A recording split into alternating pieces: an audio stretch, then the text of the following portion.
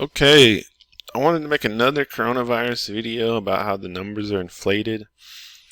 And I get caught up in this, or that it's not as bad as it seems. I get caught up in this as much as the next person, actually probably more so because I'm kind of OCD. And with nothing to do during these lockdowns, I'll sit here and just refresh this page sometimes. I have to kind of catch myself to stop doing this. Worldmeters.info/coronavirus that keeps track of all the coronavirus deaths. And I'm naturally predisposed to being kind of obsessed with numbers. Like when I was a kid, I was really into baseball stats, and to this day, I'm really into numbers in a lot of ways. They just fascinate me. Statistics, numbers, I love them. I don't know why. So this is right up my alley. Sitting here obsessing over coronavirus numbers. But the things that I wanted to point out is that this thing is still overblown. Yesterday, I was all on we're getting this thing under control, because we had a day like Sunday where we only had like 300 and something deaths, 360 according to this Worldmeters. So I was all on coronavirus is on the run. I was right all along, coronavirus isn't that bad, blah, blah, blah. And then we had a terrible, terrible day yesterday, where if you look here, we had 912 deaths, which was like by far the most we've had. If you look at the daily deaths, you see yesterday was 912, and then the second worst was 558. This day was kind of an anomaly because it ended up at 363, but I think this site counted weird, and it didn't count some that day. It said itself, or some weren't reported, blah, blah, blah. So,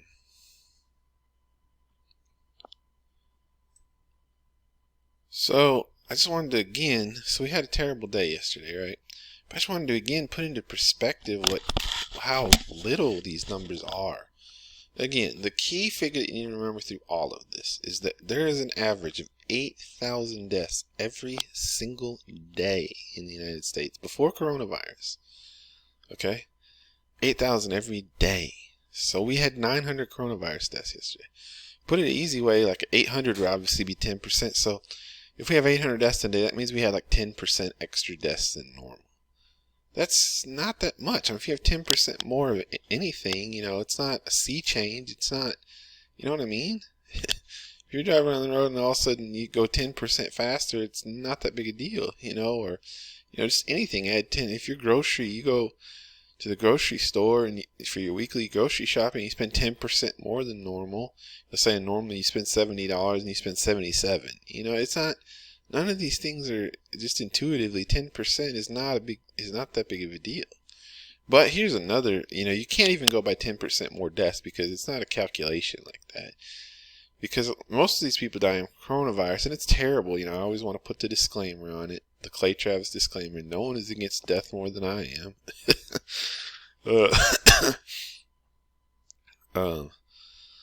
It's terrible. If you lose a loved one or whatever, it's awful. No one's denying that. But, so like I said, so it's 10% more deaths if you just assume that these are like added on, but they're probably not, because most of these people dying are very elderly. They have underlying conditions, multiple underlying conditions many times. So they probably would have been dying somewhere soon anyway, as morbid and macabre as it is to say. I think that's how you pronounce the word macabre. It's spelled like macabre, but, as macabre as it is to say and everything. So if you have those many new coronavirus deaths, how many are actually like added to the normal total that would die? I don't know. Is it half? Is it a third? Is it, I think in the short to mid term, it's probably very few extra deaths, because a lot of those people would have died anyway in the next 6 months or something. So again, on a strict numbers level, it's like around 10% extra deaths. But even that is misleading, and it's much lower than that, Because like I said, a lot of those people would have died anyway. So that's all. That's the basics of what I wanted to say here. And where did I get the 8,000 figure? Because people sometimes want to nitpick. Like if people want to argue with you, they'll, somebody on Twitter kind of did this to me. where I said like 8,000. Oh, where are you getting that 8,000 figure? Mine is 7,700 or what? They'll, there's no big difference between 8,000 and 7,700. uh, where I got that number of 8,000 United States deaths per day is Google. I just Googled how many people die in the United States each day or something. And I think one of the best numbers I got out of there was like 7,700. So I figured, but that number was like from 2017 or something. So I figured 3 more years, the population has increased that much, just round it off and say 8,000. Because the first number I heard, I think somebody on Twitter said that was 8,000, or it may have been Clay Travis, was 8,200 US deaths a day. So just to kind of verify that number, I Googled it, and like I said, I came up with like 8,000. It's somewhere in that range. If it's less, if it's 7,500, big deal. Again, math class, it's not a big difference. But I came up with around 8,000. So if 8,000 people in the United States die every day, like I said, we're having 10% more deaths right now. Here's some other amazing stats that I can. Every day I go through and see how many states. This is yesterday, the worst day by far we've had. 912 deaths yesterday, according to World Meters. And I just add up how many states. I don't mess with territories because whatever. Like Puerto Rico, Guam. How many states had 0 deaths or 1 death in a given day? And these numbers are crazy high. Like a day ago or something I did it, or a few days ago, and it was like 26 states, more than half, had 1 or 0 coronavirus deaths. Remember, this is the media is telling us this is worse than the plague. This is killing everybody. I did it for yesterday, by far the worst death day we've ever had in this pandemic. And look, you can add it up yourself. South Dakota, no deaths. Alaska, 1 death. Wyoming, no deaths. North Dakota, 1 death yesterday. West Virginia, no deaths. Nebraska, 1 death. You go up and down. There were 17 states yesterday. We only have 50 states. 17 states had 1 death or 0 deaths from coronavirus. 17 states, 1 death or 0 death. Again, this is the plague the media would have you convinced people were dying by the millions in the streets, It's just here, again, where I live, Texas, 56 deaths so far, and we have like 30-something million people. It's just not a big deal in Texas. It really isn't. And it's not a big deal in large swaths of the United States. Most of these deaths are concentrated in New York, New Jersey, all the blue states, Michigan. Look at all these top states for cases. This is ordered by cases. Almost all of them, like of the top, top 5 is New York, New Jersey, California, Michigan, Florida. What do all those states have in common? Top 4 are all heavy blue states. Michigan actually voted for Trump, but come on, it's a blue state. Florida is kind of what I would call purple. It's kind of always a swing state. It voted for Trump by maybe like a half a point. It's pretty much about as purple as you get, divided right down the middle. But you can call it the most red state on there. And it's actually, you have to think of its population. It's, I think, over 30 million as well. And it's like I think the 3rd most populous state now. It goes California, then Texas, then Florida. So if you adjust this for population, Florida should be like way lower. They're only this high because their population is extremely. And as Clay Travis is pointing out, also because people travel a lot there. Because one thing people have been expecting, I want to touch on this as well, is that as warmer weather comes in, the virus is going to be crippled, And some people say, well, what about all the cases in Miami? I don't know if there's a lot of cases in Miami or something. What about all the cases in Louisiana, in New Orleans, and where it's warm? And he makes the point that those are high travel states, Like Miami is like a very international city. Everybody travels there. Same thing, Louisiana. They just had Mardi Gras. New Orleans. So that's kind of an explanation. One explanation why, even though those places are warm, the coronavirus cases have been kind of higher. But, look at all these states are pretty cold states. New York, New Jersey. California's not cold. First of all, California's not in bad shape at all. I mean, for the size of it, 180 deaths to date. Again, these numbers are just absolutely minuscule when you start breaking them down on the state level. But California has definitely cooler regions. It's kind of Pacific Northwesty and part of it, you know.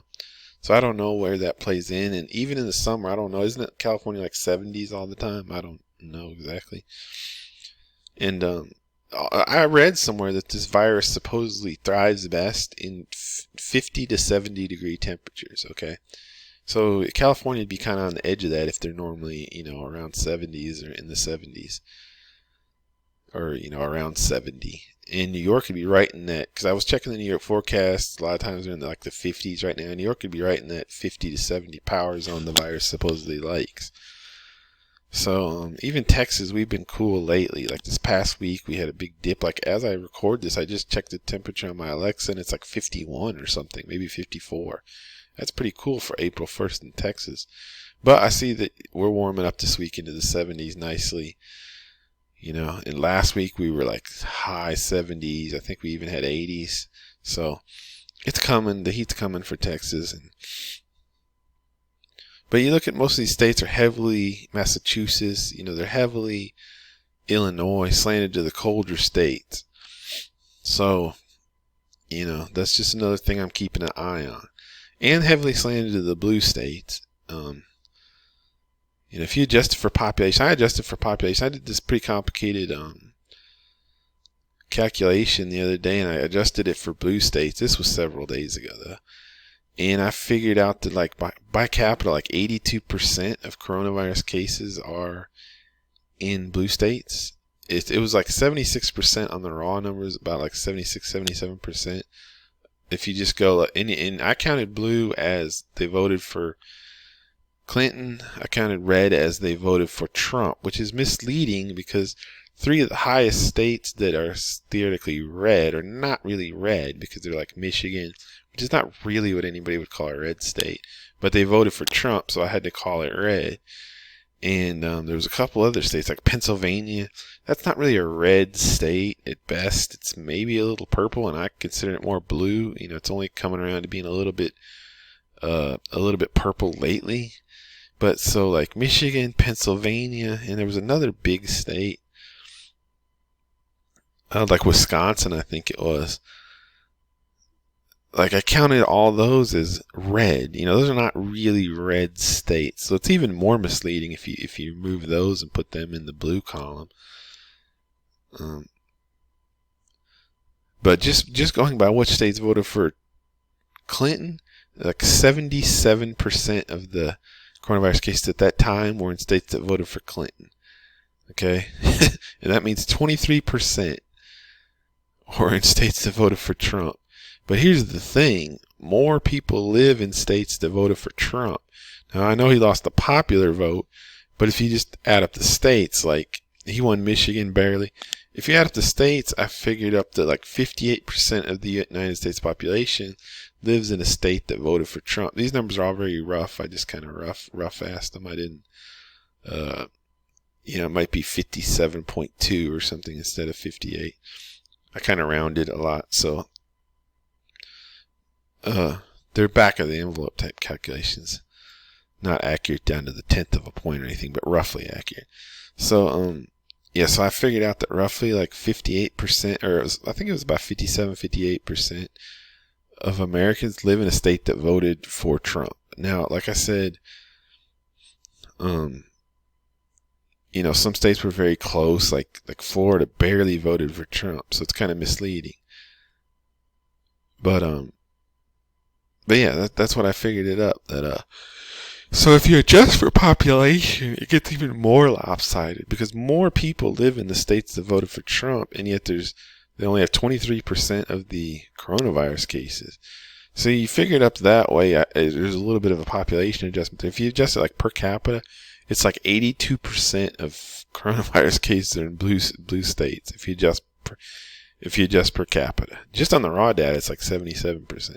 But you get even a little more bump if you adjust for the population, the fact that more population lives in Trump states. So it's 82% in blue states and 18% in red states.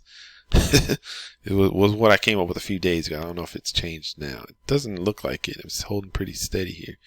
The only red state that's really bad per capita is Louisiana. But Florida being up here, of course they're up here. They're the number 3 population state, in America. Most of these cases are in these states, and most of them are heavy blue. Like if you were to just take the top 10, you end up with like 8 blues. Only Florida and Louisiana. And Florida is not even really, like I said, red. It's kind of 50-50. So that just shows you how much of a blue state virus this really is. None of my business, just throwing it out there.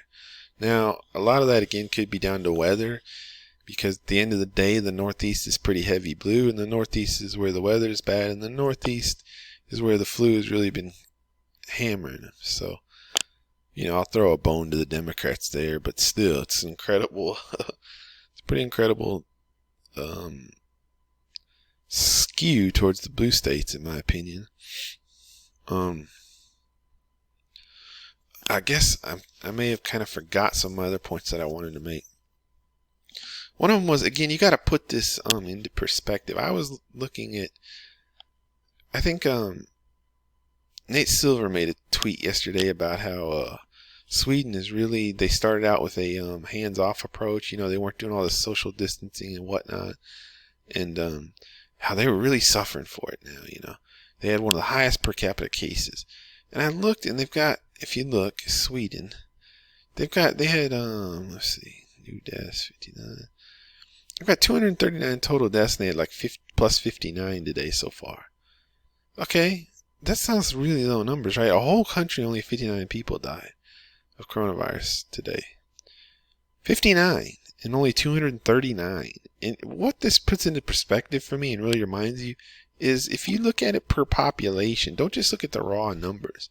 Coronavirus really is not very deadly. Sweden, I think its population is like 9 million. Off the top of my head. Don't quote me on that. So that's why then, but you see that if you have a population, like 59, like that's nothing. 59 people in a country? So that's because the population is low, 9 million. So that just shows you how, once you adjust for population, this thing is just so like almost non-existent. Look at Australia. They made a big deal out of Australia. 1 death yesterday. I bet they've shut down that entire freaking country's economy. 1 death yesterday. It's ridiculous. This is how low some of these numbers are. Even in the United States, again, we had 900 yesterday. Like I said, so what? That's like 10% extra deaths. And it's not 10% extra deaths, like I said, because a lot of those deaths would have been happening anyway. So it's just coming out of but even by the raw numbers, it's like 11% more deaths or something, which is not a huge deal. So that's my point here. The numbers can get big. The numbers could get a lot bigger. We could go to having 2,000-3,000 die a day. And they're still not going to be the end of the world, people. Remember, this is old, elderly, infirm people with a lot of underlying conditions. And it's never going to hurt the core of the population, anybody under 60 or so. And yes, I know the coronavirus scaremongers will always point to the 1 or 2 cases of the young person dying.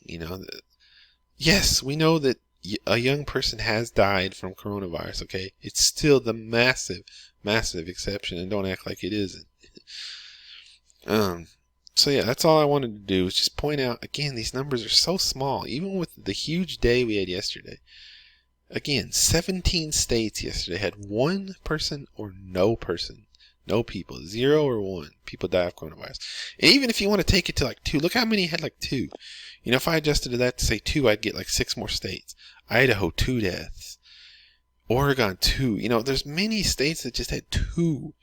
Like, just counting, let's say if I change the criteria from 2, I would pick up 1, 2, 3, 4. I would pick up 5 more states. 6 more states had only 2 deaths, So I could say that like 23 states had 2 or fewer deaths.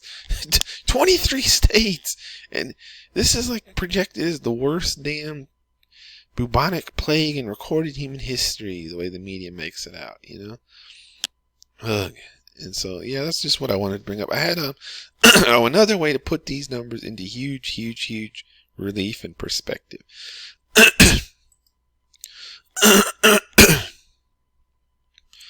Worldometers does a thing with deaths per 1 million population, right?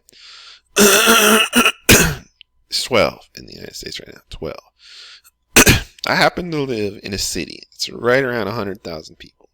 It's kind of a suburb of Dallas, but it's pretty well outside of Dallas as well, so it's not exactly a suburb. So it's a self-contained city. It's not just a suburb. And it's got 100,000 people, roughly, okay? This just shows, if you adjust this deaths per million population, that's like 1.2 per 100,000, or roughly 1 person per 100,000. So we've had about 1 person per 100,000 die. Okay, that since this whole thing started, by the way, which the first coronavirus death was like February 29th, I think. So it's been a solid month. It's now April 1st. And the first coronavirus case in the United States was on like January 20th. So it's been like 2.5 months overall since the whole thing started. So in 2.5 months, we've had the equivalent, okay, in my mid-sized town of 100,000.